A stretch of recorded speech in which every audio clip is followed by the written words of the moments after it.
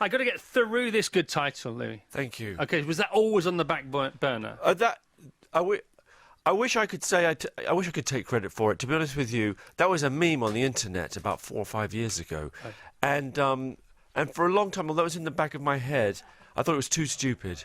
I was trying to position myself as a sort of literary book, in the marketplace, and then I finally made my peace with the idea of it being a kind of big celebrity memoir. Now, was the Got to Get Through This something to do with the Savile affair? Because it sounded like it might be 4 or 5 years ago. Does everything have to come back to Jimmy Savile? Well, no, because you've written about it, haven't you? That's the whole point. Yeah, I'm afraid so. And I don't want to push you on it, but you've talked about it before. No, anyhow. There's 6 chapters about Jimmy Savile, but no, the Got to Get Through This. I think it's obviously a Daniel Bedingfield reference, which we're playing now. And in addition, it's the feeling of I've got to get through something difficult. There were greetings cards that said "Got to get through this," that younger people would exchange, I think, if they were going through a trying time. What do you say about that particular affair in this book that you haven't said before? I think, well, there's the whole aftermath of making the first programme, during which I remained in friendly contact with him. And for about a year afterwards, the production would sort of deploy him, like basically... Sounds a bit sinister in hindsight, but basically he would do sort of publicity duties for us. He promotional interviews for programs that were going out, DVD releases. And I would go up and visit him.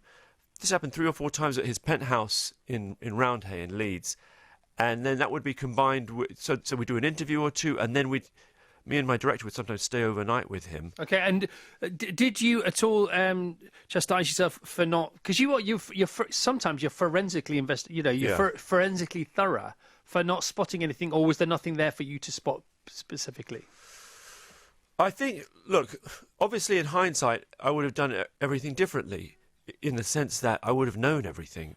But with the facts that I had at the time, I think I did okay. The short version is, I think if you find that you've had a friendly relationship with someone who turns out to be a kind of serial sexual abuser, that's a lot to take on board. God, it's gone quite dark for this early in the morning. So the book sort of explores that, and I think it's not as uncommon as you might think it would be. In a sense, we as a nation all went through some version of that when he was unmasked. So you did fake it for a while until you made it, didn't you? Because you pretended to be something that you weren't in front of one of the greatest documentary makers of all time. I did.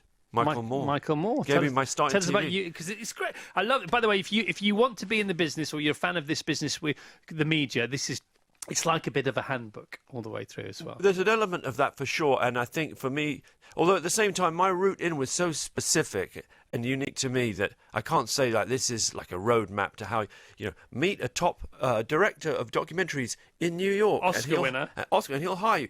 Basically, I was working as a print journalist for a magazine in New York. I have a US passport, so that was easier for me.